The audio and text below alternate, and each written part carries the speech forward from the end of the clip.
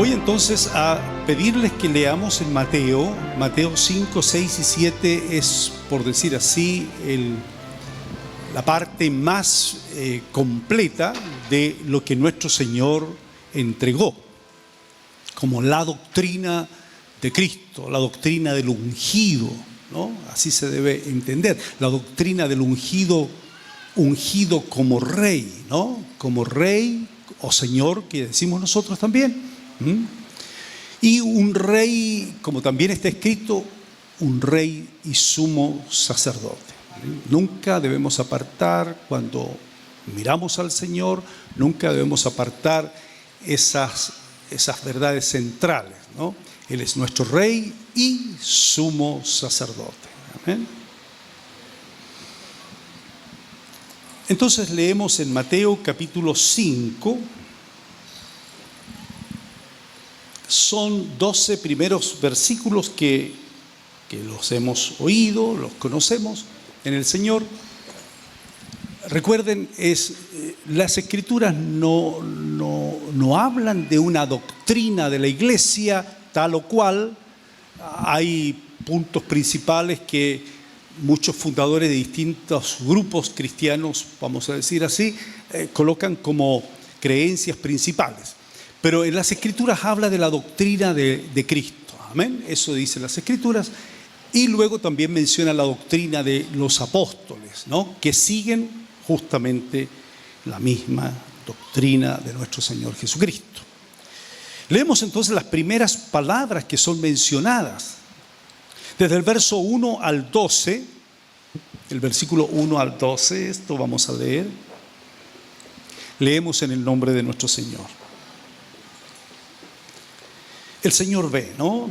Viendo el Señor la multitud, subió al monte. Y sentándose, vinieron a él sus discípulos. Y abriendo su boca, les enseñaba diciendo: bienaventurados los pobres en espíritu, porque de ellos es el reino de los cielos. Bienaventurados los que lloran, porque ellos recibirán consolación. Bienaventurados los mansos, porque ellos recibirán la tierra por heredad. Bienaventurados los que tienen hambre y sed de justicia, porque ellos serán saciados.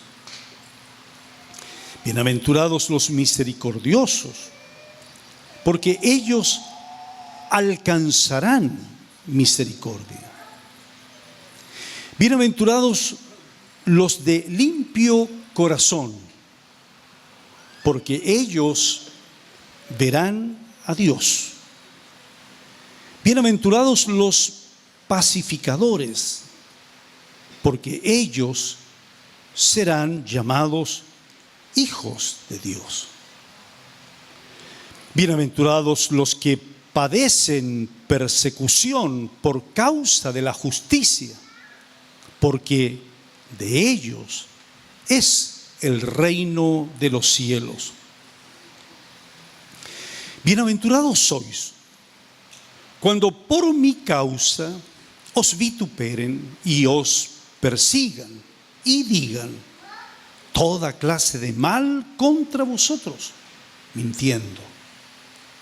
Gozaos y alegraos, porque vuestro galardón es grande en los cielos, porque así persiguieron a los profetas que fueron antes de vosotros. Así persiguieron a los profetas que fueron antes de vosotros. Es necesario para recordar entonces las verdades, algunas verdades principales, y que le dan lo que la Escritura habla, le dan la fortaleza o el soporte, el asiento, ¿no?, en que se funda toda la doctrina, toda la vida de nuestro Señor Jesucristo. Para esto, fíjese, entender primero que trata del reino de Dios, o el reino, como dice Mateo, el reino de los cielos. No es una doctrina de Cristo el Señor fuera de, sino dentro de. ¿Qué quiere decir eso? Es la doctrina de Cristo en su reino. No hay doctrina entonces en el sentido así general. No. Es la doctrina que está ubicada, situada dentro del reino de Dios, y quien la dirige, esta doctrina, quien la manda, quien la enseña, quien puede manifestar, dicen las Escrituras acá, su autoridad con esta doctrina, es el ungido Rey. Entonces, cuando hablamos de lo que yo debo vivir en el reino del Señor, lo que yo debo hacer, lo que yo debo cumplir en el reino de Dios, debe estar en el entendimiento, y pidámosle al Señor eso, dentro de aquello que dice el Señor, ¿no? El reino de los cielos ha llegado, ¿no? Y está entre vosotros, dijo el Señor, ¿no?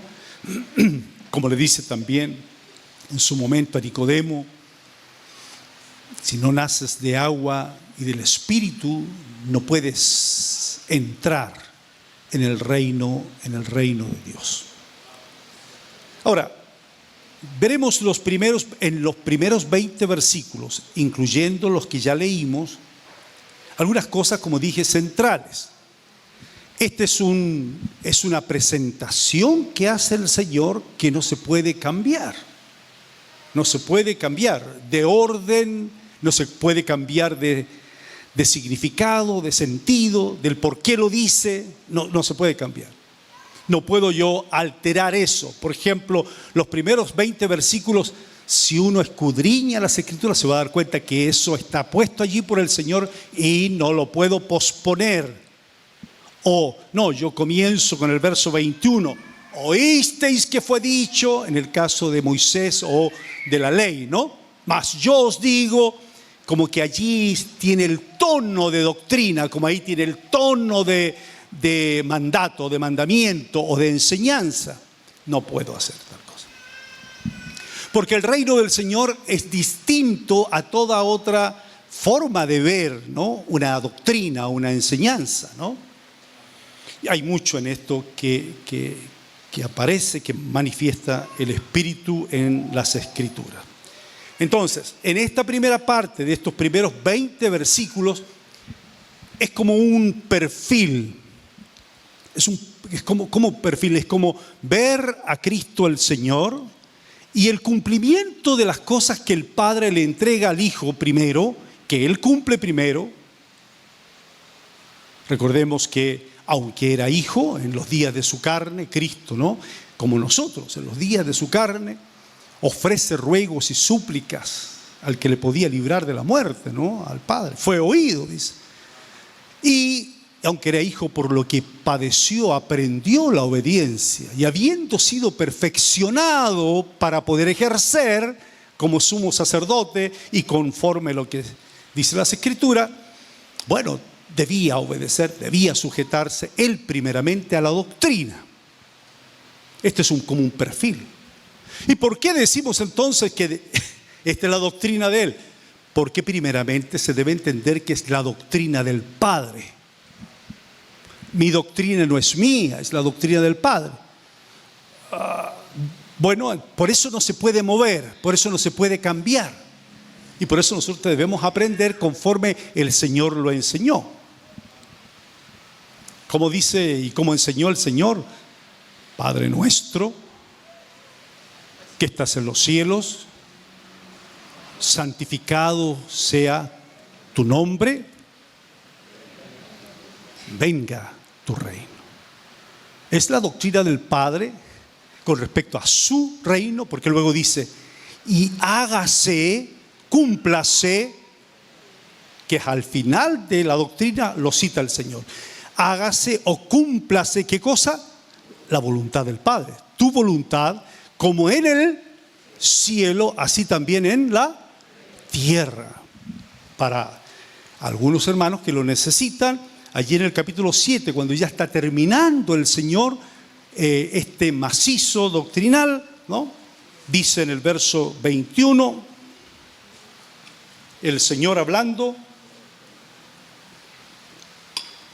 ya ha enseñado la oración también acerca del Padre.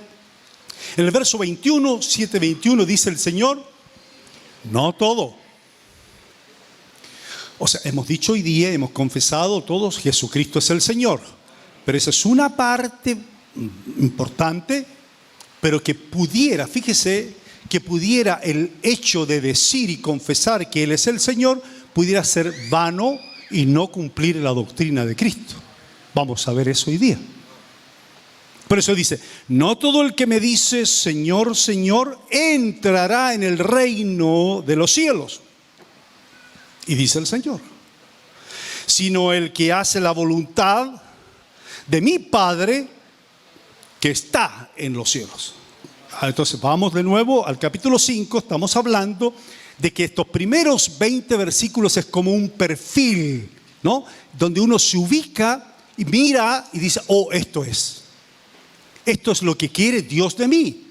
Como condensado, como muy resumido, pero lo preciso, lo necesario. Lo primero que hay que decir en lo más general, que cuando llegamos al reino de los cielos o cuando el Señor nos enseña su doctrina, ya lo dijimos, no comienza como dice el verso 21, oísteis que fue dicho más yo. No está eso. Como bien se decía, no debe estar ese tono que el Señor lo usa, pero no está eso primero. A los más niños, a los más pequeños, es leche, ¿no? Dice, y consolación. Entonces dice el texto, ¿cómo comienza el Señor? Abriendo su boca les enseñaba, porque también es una enseñanza. ¿Qué cosa decía el Señor? Entonces, en la doctrina, lo primero que hay, en la doctrina hay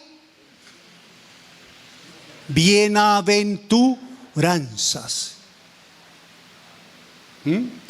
Es como, ahí está condensado todo, es un nacer de nuevo, habiendo estado muertos en delitos y pecados, o bienaventurados los pobres en espíritu, porque de ellos es el reino de los cielos. Amén. Esa bienaventuranza es como paralela a aquello de nacer de nuevo, habiendo estado muerto, no teniendo nada, habiendo sido pobre, el Señor me ha enriquecido con sus misericordias, ¿no? Para anunciar sus virtudes. Bendito sea el Señor. Amén. Entonces, hemos sido bienaventurados por nuestra pobreza de espíritu. Y luego sigue, y esto no es el momento de examinarla, porque es ver el perfil, ¿no? En las bienaventuranzas cita, por ejemplo, los que lloran, los que tienen mansedumbre en su corazón, los que tienen hambre y sed de justicia, cualquiera de esas condiciones del corazón, del pensamiento, del alma, cualquiera sea, de esas condiciones en las cuales en algún momento usted se encontró o se encuentra, debe saber que hay alguien que está como Rey y Señor, aleluya, y como sumo sacerdote para cubrirnos, para enseñarnos, para corregirnos y llevarnos, ¿no?, a su voluntad, al cumplimiento de su voluntad. Hasta el versículo 12. Hasta el versículo 12 está diciendo lo que Él va a dar, lo que Él va a bendecir a aquellos que están en una condición, ¿no? Y que vienen al reino o que vienen al Señor y que reciben la doctrina. Y entonces de ellos es, ¿no? Y sin olvidarse, lo último dice, gozaos y alegraos porque vuestro galardón es grande en los cielos. Y parecido dice, porque así persiguieron a los profetas que fueron antes de vosotros. Luego, en la doctrina del Señor, aparecen dos voy a decir así, comisiones. Es como la comisión para los discípulos que conforman, ¿no?, su pueblo, y que luego en ellos se edifica, en el fundamento de Cristo se edifica la casa. Hay dos tareas, dos comisiones que tenemos. Si en el reino hemos sido sanados, si en el reino del Señor hemos sido consolados, si en el reino de los cielos hemos sido edificados, enriquecidos, ¿no es cierto?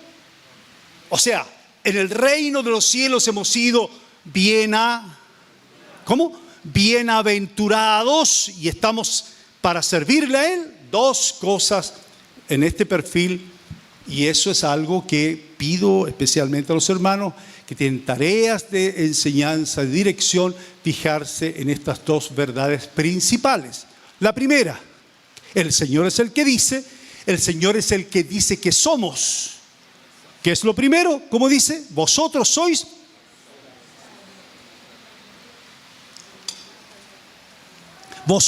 la sal de la tierra.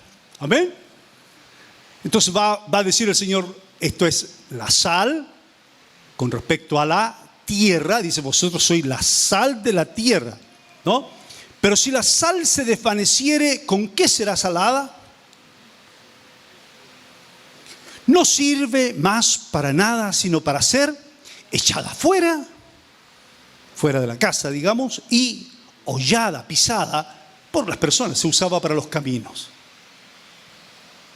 O sea, muy singular. Dice el Señor, vosotros como discípulos, como familia del Señor, como pueblo del Señor, dice, vosotros sois la sal, ¿no? Fíjense cómo el Señor nos pondera. Una vez bienaventurados, con las bienaventuranzas en nuestro corazón, nos dice, ustedes son la sal de la tierra. Luego lo segundo que dice que somos, ¿qué pasamos a ser? Como en el reino de los cielos, como comisión, dice, vosotros sois la luz del mundo. Vosotros sois la luz del mundo, ¿no? Una ciudad asentada sobre un monte no se puede esconder, ni se enciende una luz y se pone debajo de un almud, sino sobre el candelero y alumbra a todos los que están en casa. Y luego dice, así alumbre vuestra luz delante de los hombres, para que vean vuestras buenas obras y glorifiquen a vuestro Padre que está en los cielos. En este perfil, entonces, permítanme decirlo así, en este perfil hay dos cosas allí. Una corresponde a la palabra y otra corresponde a la obra. De eso está el trazado escritural de la doctrina en todo el nuevo pacto. Palabra y obra. ¿Estaba en el antiguo? Sí que estaba, pero viene a ser revelado por nuestro Señor. ¿A qué me refiero con la palabra?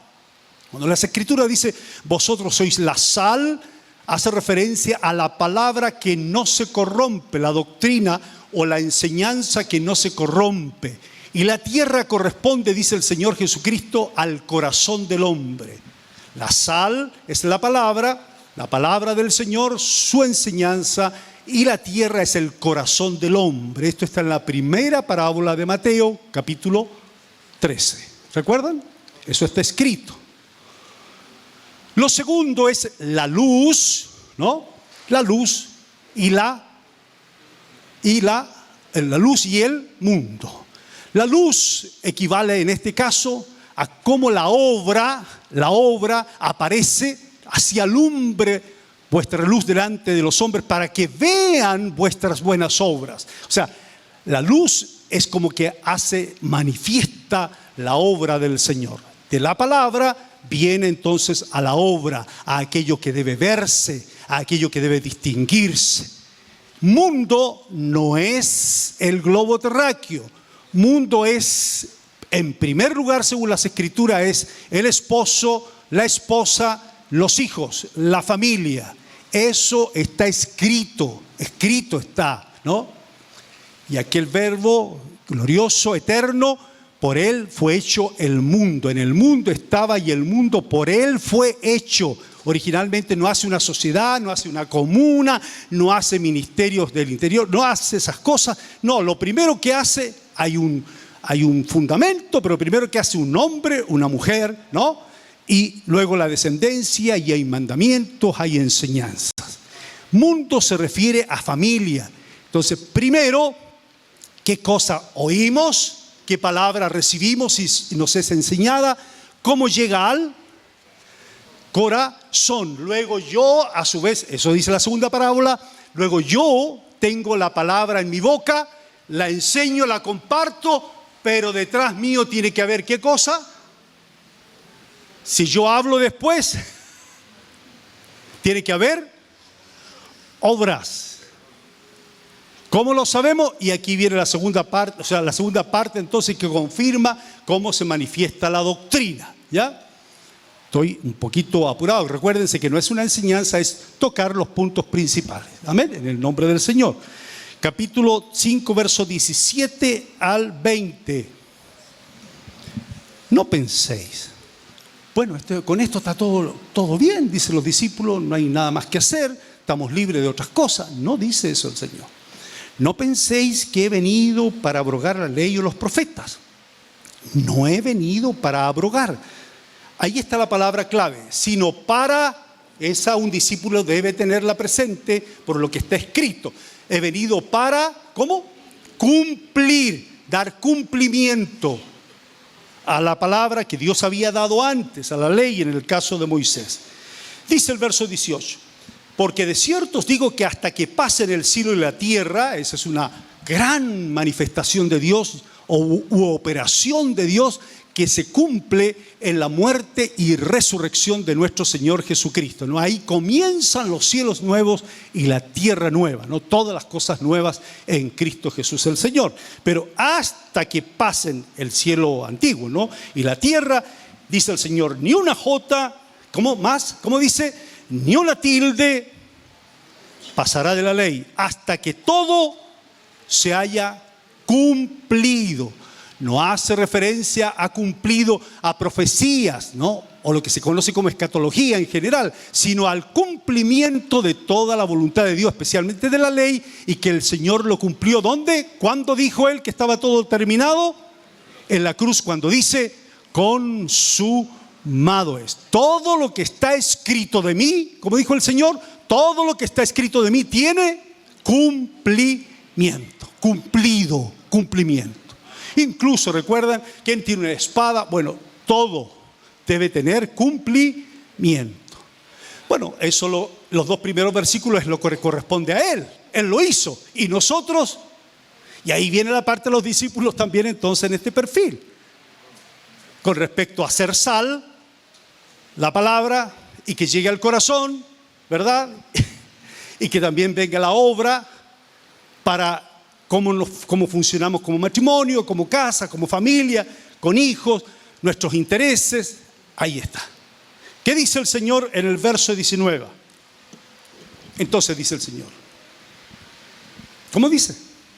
De manera que, ¿se fijan? Que coloca allí un procedimiento para nosotros. Si yo lo hago, si yo tengo que cumplir todo, ¿cómo dice el Señor? Si yo lo voy a hacer, no va a pasar nada, yo tengo que cumplir. ¿Qué dice el Señor? De manera que cualquiera que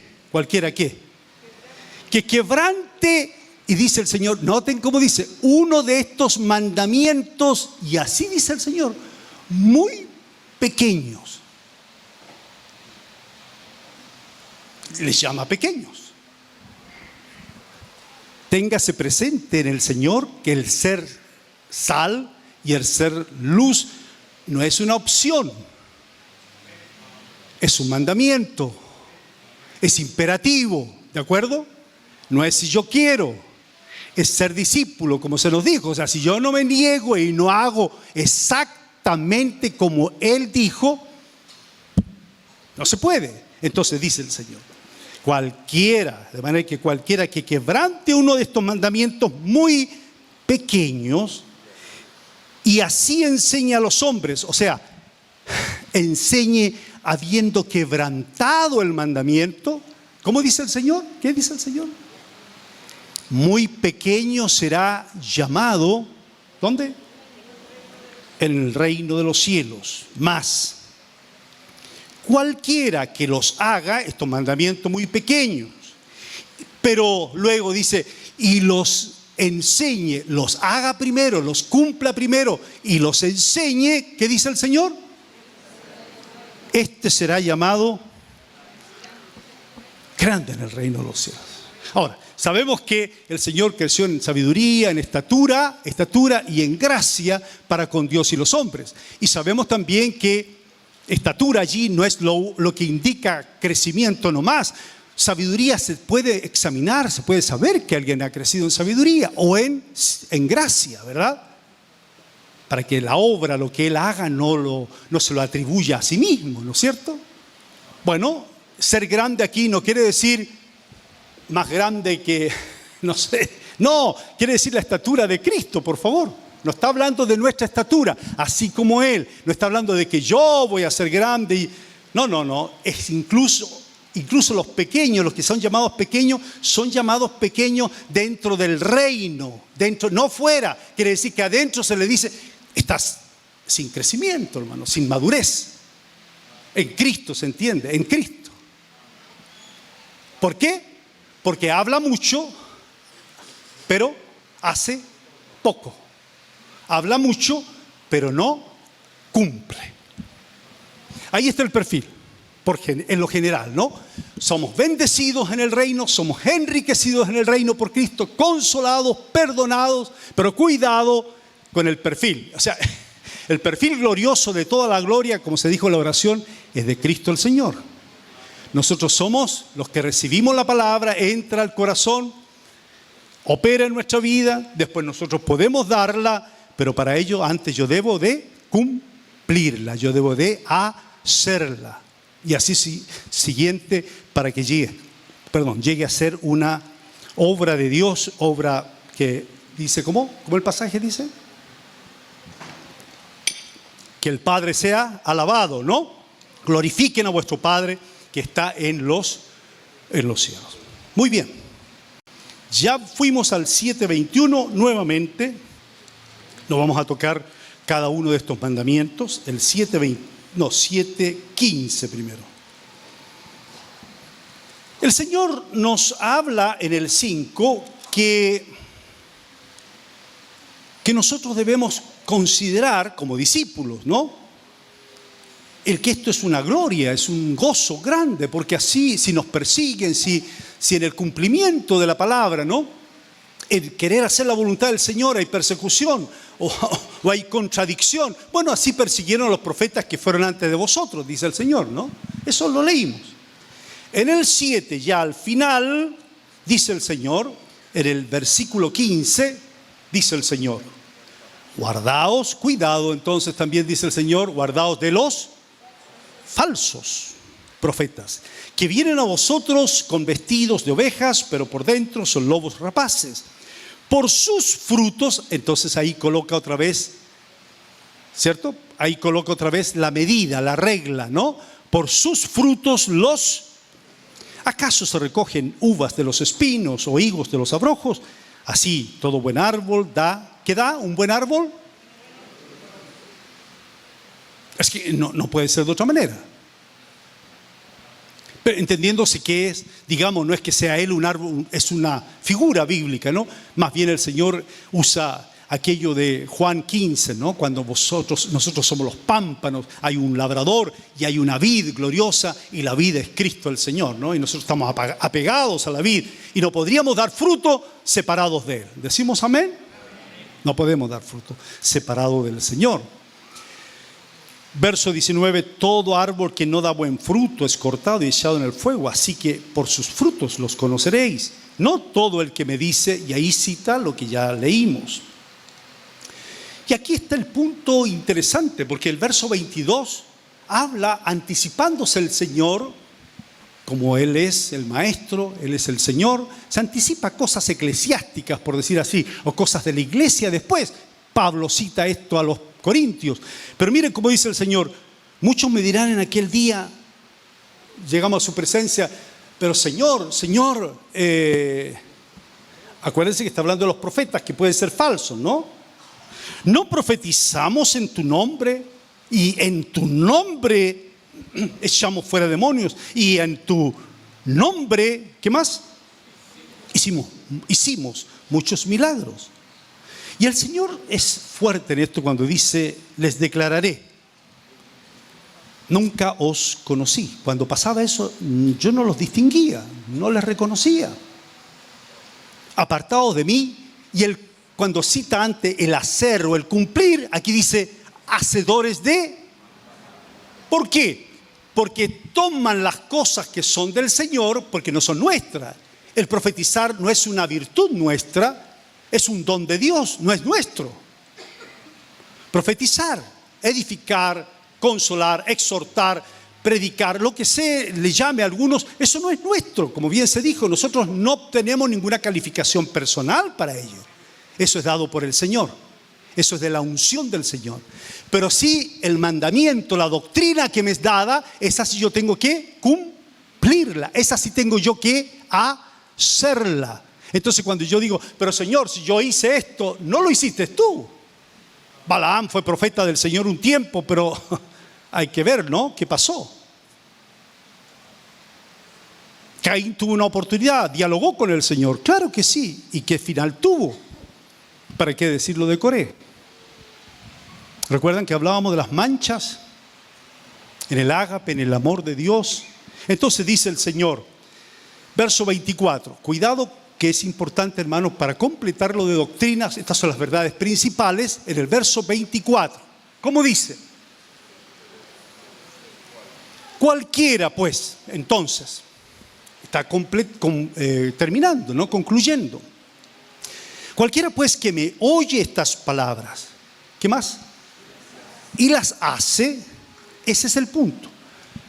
Ahora, esa es la parte concreta. Voy a pedirles que de nuevo se fijen en eso. Cualquiera, pues, que oye estas palabras y las hace, lo que viene es una figura, es un símil, una comparación. Muchas veces la comparación oscurece el sentido porque nos quedamos en lo general. Cualquiera que me oye estas palabras y las hace, le compararé a un hombre prudente que edifica su casa sobre la roca. Y vienen temporales, digamos, eso vienen temporales y la casa permanece firme porque está, ayúdenme, está. Y yo entonces hago una cosa sin malintención, porque el Señor nos ayude y nos ordene nuestros pensamientos y seamos aclarados. Porque yo endoso al Señor, permítame decirlo, o sea, Señor, tú eres mi roca. La Escritura habla de eso, pero habría que entrar a las Escrituras para entender qué quiere decir cuando la Escritura dice que Él es la roca eterna. ¿A qué se refiere cuando Pedro habló? O sea, el Señor le dijo sobre esta roca. Porque ahí decimos nosotros, tú eres mi roca, Señor, y cuando venga el temporal y el viento, no se va a caer mi casa. No dice eso el Señor. ¿Quién es la roca ahí? Cualquiera que me oye estas palabras y las hace, el que haga lo que yo digo. ¿Por qué dudaste, hombre de poca fe? Me ahogo. No sé si me explico. El que oye mis palabras y las hace, eso es que está sobre la roca, que es Cristo. Claro que sí, porque su voz, su palabra es eterna, es ungida, es del Señor, es del Hijo de Dios, es del que tiene toda la autoridad. Y yo solamente lo que hago es obedecer y cumplir esa palabra. Cuando yo le obedezco a Él, eso se constituye, esa obediencia, no la obediencia per se, sino la obediencia a su palabra, y la hago, eso es roca y no se va a caer la casa. No hay amenes, muchos parece a esto, pero mediten bien, no es a mí, a la palabra. La palabra dice que el Señor Jesús dice que si yo oigo y yo hago, me compara. Pero, dice, cualquiera que oye mis palabras y no las hace, ¿qué dice? Le comparo a un hombre insensato. O sea, un hombre que no considera las instrucciones del arquitecto y constructor de la vida, ¿no? Dice, bueno, puede ser, interesante, muy lindo estuvo el mensaje y la exhortación, todo estuvo hermoso, pero claro, sí. Y no hace, no obedece. ¿Qué va a pasar con su casa?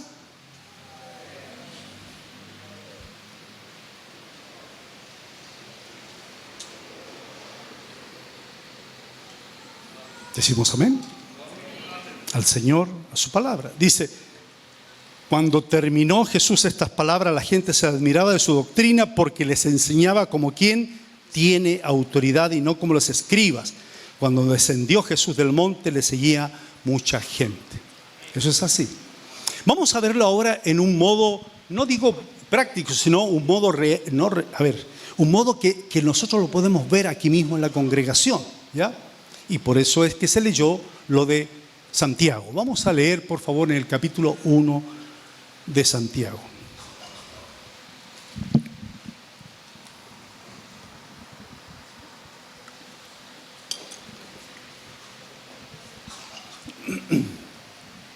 Antes de leer, recuerda las palabras que hemos estado escuchando, que hemos recibido, acerca de lo que dicen las Escrituras, ¿no? Cuando dicen la importancia de la profecía, por supuesto, sobre todo que dice que profeticéis, ¿recuerdan? Pero no se puede, dijimos ya, no se puede poner esa palabra, sobre todo que profeticéis, sacando del versículo la primera frase. ¿Se acuerdan?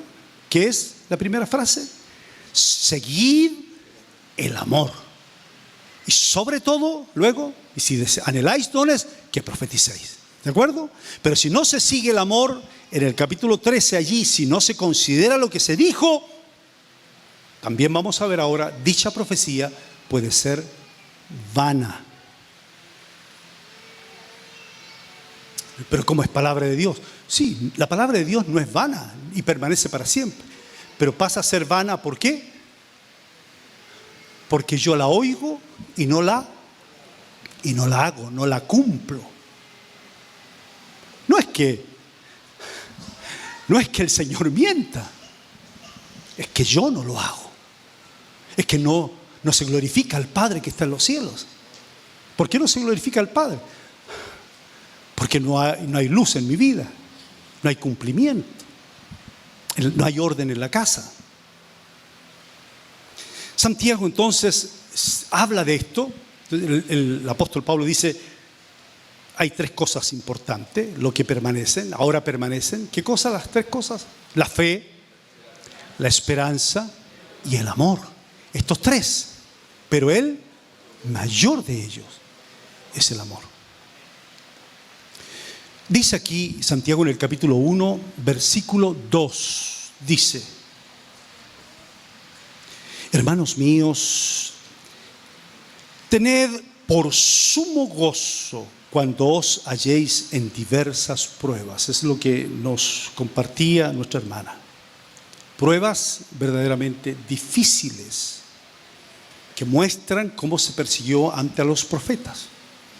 Más el consejo de las Escrituras, y eso es lo que reconocemos nosotros en el ministerio de nuestra hermana, es que dice: tened por sumo gozo cuando os halléis en diversas pruebas. ¿Por qué? Porque es lo más cercano, ¿no?, a vivir como Cristo o Cristo en mí, ¿no? Los padecimientos de Cristo, cita Pedro, el apóstol Pedro, ¿no? A eso se refiere. Entonces dice, cuando os halléis por sumo, ¿cuál es el sumo gozo? Gozo en las Escrituras es meta. Vosotros sois mi gozo, mi esperanza, mi corona. O sea, gozo es el final, es la meta.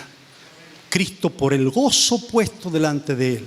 O cuando habla el Señor, vosotros sois mi gozo cumplido, mi meta cumplida, ¿no? Mi final, mi término. El gozo de Dios, el Padre. Bueno, hay tanto que decir. Cuando se habla de sumo gozo, el gozo más alto, ¿no? Cuando Dios lo levanta hasta lo sumo gozo. Donde estamos, dice Pablo a los Efesios, sentados con Cristo en los lugares celestiales. Es porque participamos de su ministerio, de su llamamiento. Entonces, hermanos míos, tened por... ¿Cómo? O sea, cuando tengamos pruebas y difíciles, porque dice luego, ¿cómo dice? Sabiendo. Eso es lo que hay que hacer, ¿no? Saber que la prueba de nuestra fe hay un fruto, produce paciencia. Pero la paciencia no es la mía, es la paciencia, dice el texto, de las Escrituras y la consolación de las Escrituras. O sea, es el cumplimiento de tiempos de Dios que se van cumpliendo cuando Dios en su voluntad ve que las cosas están bien, están en su propósito. Y el Dios de la paciencia y de las Escrituras nos da el sentir que debe estar para seguir adelante.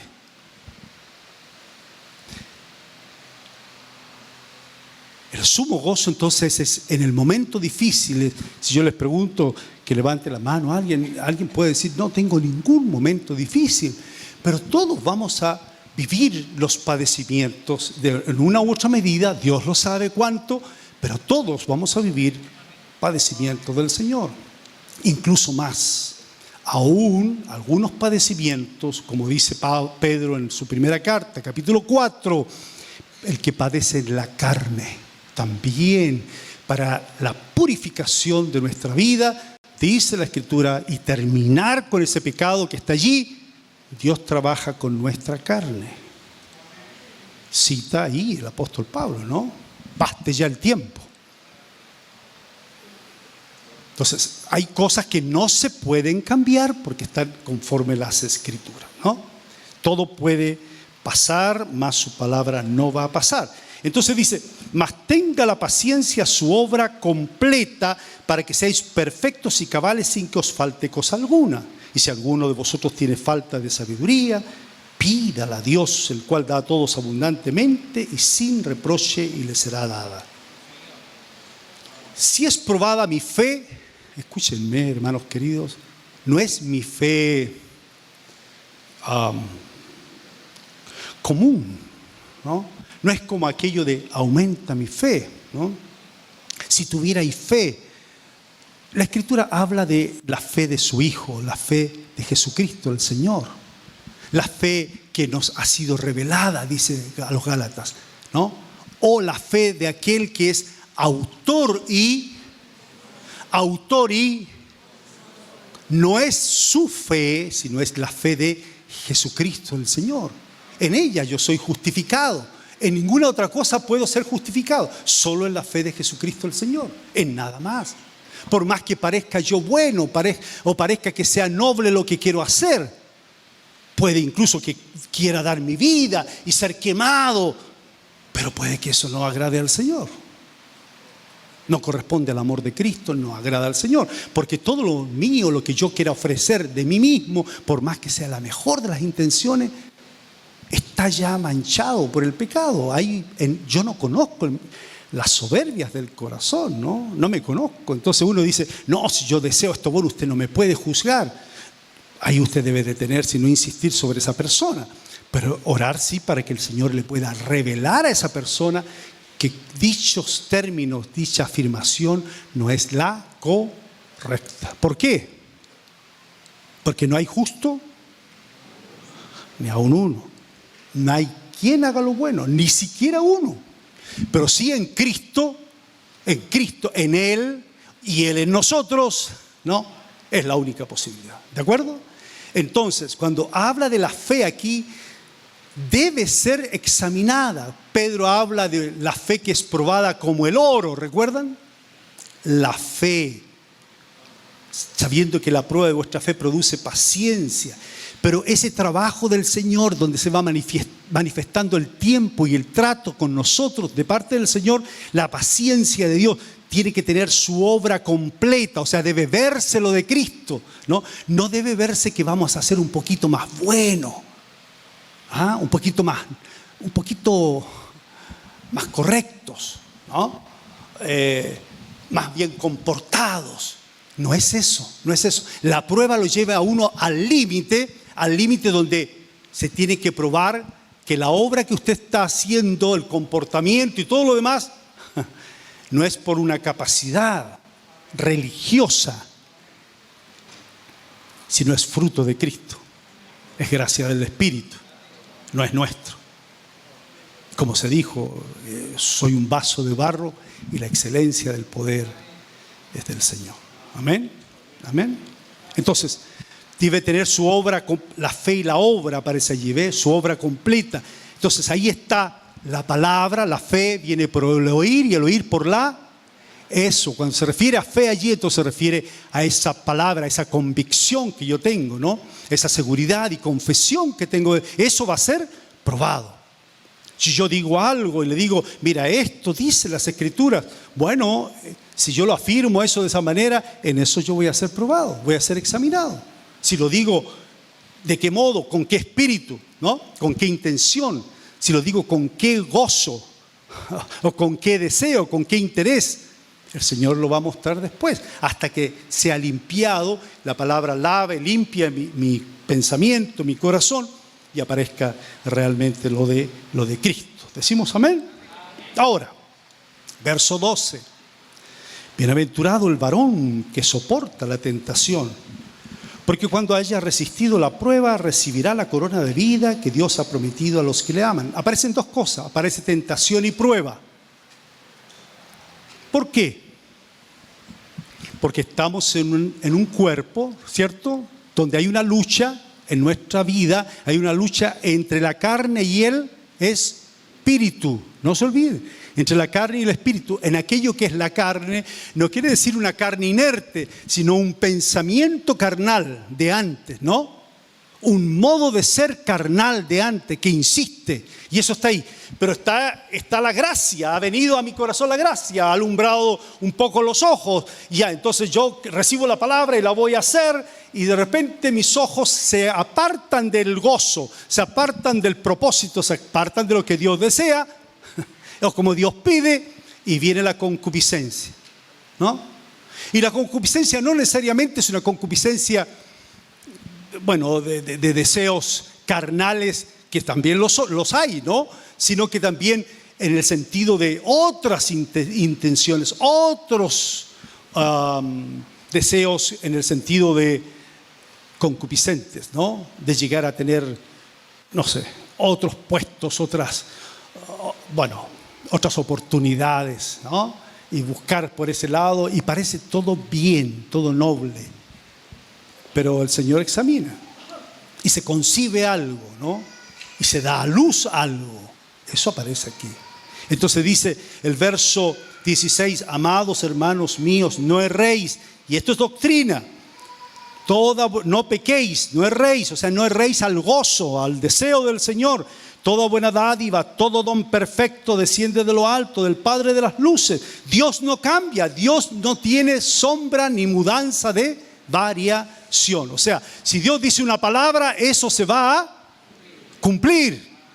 No discuta con la palabra del Señor, ¿no?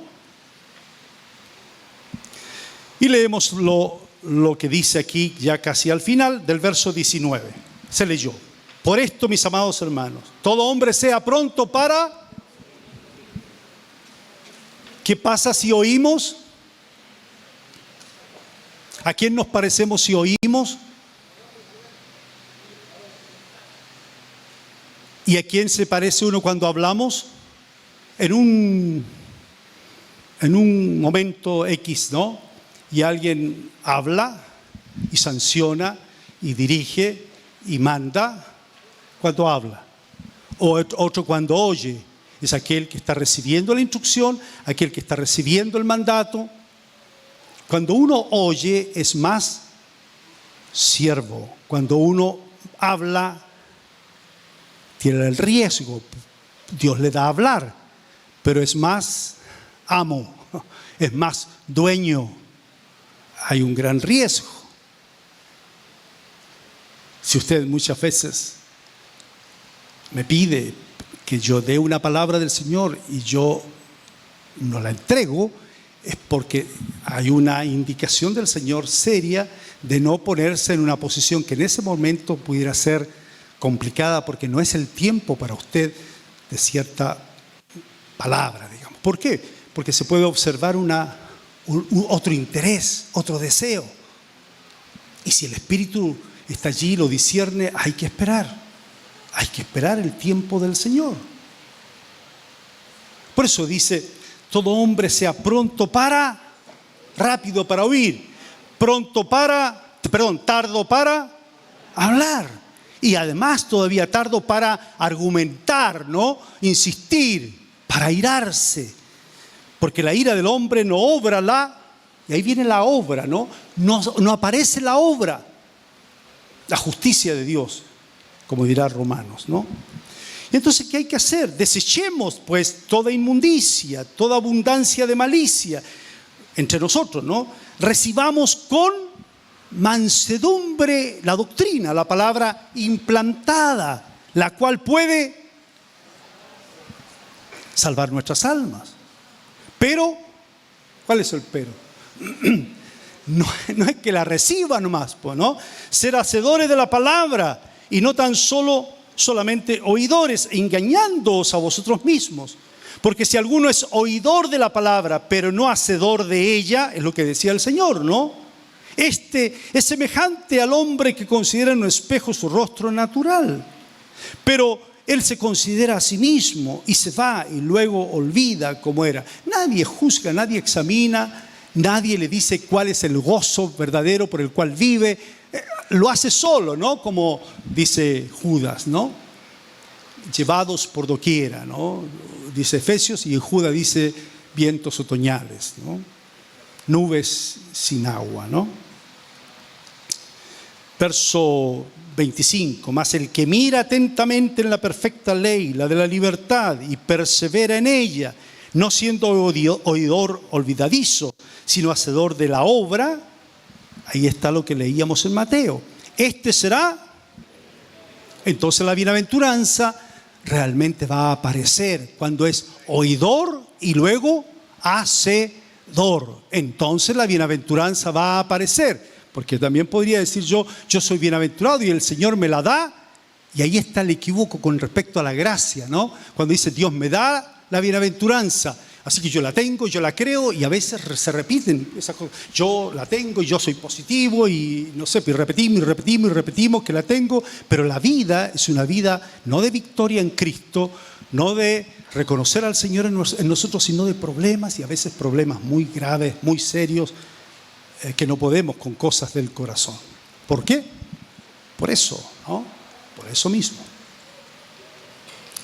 Bienaventurado en lo que hace, no solo en lo que oye, ¿no? En lo que hace. Cuando dice, bienaventurados los pobres en espíritu, porque de ellos es el reino de los cielos, si uno lo examina bien, no quiere decir ipso facto, ahora es suyo, se lo doy, lléveselo. Cuidado, no es en el sentido de pertenencia que nosotros tenemos, ¿ya? Que algo es mío, aunque yo no me esfuerce, yo no haga nada, ni ore, ni me dedique, ni me consagre al Señor. Eso no es lo que dice. Por eso dice que hay que hacerlo. Como dice la hermana, dura es esta palabra, puede ser dura.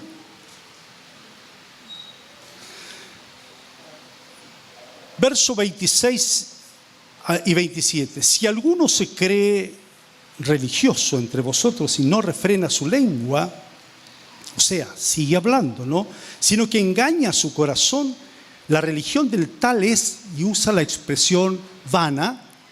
La palabra religión hay que aclararlo un poco, hermanos. La palabra religión no es lo que uno entiende por religión, ¿no? Se reduce a aquello que se dice lo que el hombre hace por Dios y está malo. Pero no es eso aquí, ¿eh?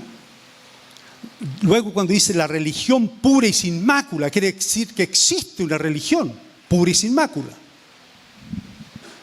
Pero la palabra religión aquí es adoración, no es ese acto cultual, porque tiene que ver con culto, no tiene que ver con ese acto cultual de obras, de tareas, de cumplimientos religiosos que le llamamos. Justamente por eso se traduce religión, como alguien que está haciendo cosas, obras para agradar a Dios. Eso está mal. Pero acá la palabra es adora o adorador, o sea, aquel que escucha la palabra, viene a él, su corazón, como en el caso de la samaritana, queda abierto, queda descubierto, se reconoce que está mal, lo anhela al Padre, anhela al Señor, el Señor le dice, yo soy, ¿no?, aquel que le puede dar el don del agua de vida. Y ella corre, es porque está reconociendo al Señor y sale y habla. Bueno, el punto es que ahora termine con los maridos, por decir así, ¿no? Termine con las adoraciones anteriores o termine con lo que consideró que era agua verdaderamente que quitaba la sed de la vida, ¿no? Ahora tiene al Señor, ahora tiene a Cristo el Señor. Entonces dice, la religión, o sea, la adoración, el punto en que, ¿cómo se junta la palabra aquí? Es lo que yo, escúcheme, lo que yo oigo, viene a mi corazón la fe. ¿Y cómo lo hago? ¿Cómo lo hago? ¿Cómo hago lo que me manda el Señor? Ahí está la fe, aquí está el gozo, la esperanza puesta delante de nosotros, el gozo. El apóstol Pablo dice que lo mayor de los tres es Él. Y ahí en medio está el amor. A ver, ¿puede ayudarles esta imagen? Es esto que quiero proponer. Aquí está la fe, lo que yo he oído. Yo tengo que llegar a hacer aquello para alcanzar el gozo del Señor, ¿no? Correr con paciencia la carrera que tenemos por delante, puesto los ojos en el Señor. Pero no lo voy a hacer nunca, porque si yo me salto el amor, la fe, dice la Escritura en Gálatas 5, obra, para que llegue a obrar, obra por el amor. La fe obra por el amor. Si no hay, aquí está, escúcheme, porque es el mayor. Porque el amor corresponde a lo más concreto que hay. Hijitos míos, no améis de palabra, con fe, ¿no? Yo amo, te amo, hermano. No améis de palabra, sino de hechos. Y en verdad quiere decir en Cristo, no fuera de Cristo. Amén. Para que alcance yo la esperanza, el gozo puesto delante de mí. Cristo, la esperanza de gloria en mi vida. Adoración, ¿qué es entonces? Cuando la fe llega a la obra, en el caso de Abraham, que he citado después, ¿cómo su fe fue perfeccionada? Fue perfeccionada por la obra, dice. Pero ¿cómo llegó a ser obra? Porque en el medio está el amor, y siempre el amor es sacrificial, como se los decía. Siempre el amor es sacerdotal. Siempre no es un amor como el que comúnmente creemos. Te amo mucho, pero te quiero mucho, pero te amo para mí o te quiero para mí. Es otro amor, no es el amor de Dios. El amor de Dios es dar a su Hijo. El amor del Hijo es ofrendarse, es olor grato, como se decía, ¿no? Entonces, ¿qué es adoración? Cuando la fe y la obra no es mía, sino que es por una mediación, es por un mediador escogido, es por alguien que se dio, es estar en Él y Él en mí. Es eso. Otra cosa no lo voy a lograr jamás. Jamás, solamente estando en Cristo Jesús el Señor. ¿Y allí qué hago? No es mi fe, no es mi obra. Y si no tengo más cómo sacar agua, no tengo nada y yo anhelo la vida, ese es el momento de postrarme y adorar. ¿Y cómo se hace en lo concreto? Entréguese al Señor. El Señor dice que debo visitar a los huérfanos y a las viudas. Si algún hermano tiene bienes de este mundo, y ve a su hermano padecer necesidad. Y yo quiero que alguien me vea, pero ¿cómo salto al hermano? No puedo saltarlo. Y cierra contra él su corazón. Nosotros no ponemos énfasis en la ofrenda todos los domingos, pero está escrito que hay que hacerlo. Cada primer día de la semana, según usted haya prosperado, escoja para, ¿qué cosa? La ofrenda para los santos. Eso no puede faltar. Es todos los domingos. Sin falta. No dice cuando quiero. Y esto instruí en todas las demás iglesias, dice el apóstol. No es algo que si yo quiero. ¿Por qué? Porque el Señor dijo, más bienaventurado es darse que recibir. ¿Y cómo se mostró el amor en Abraham? Aquí está la fe. Aquí está su gozo. Vio a Cristo, dice, claro. Dame al Hijo. Anda a adorar. Dame al que amas. A tu único. Al que tú amas. Y allí podrás adorar. Amén, hermanos. Si usted lee en el capítulo 2, si entra en vuestra congregación un hombre con anillo de oro, con ropa espléndida, si entra un pobre, y sigue el pasaje. Amén. El Señor les fortalezca, hermanos queridos. Nos enseña la palabra, ¿no? Nos guíe el Señor para hacer su voluntad. Y si le llamamos Señor, Señor, hagámoslo después que hayamos cumplido sus mandamientos.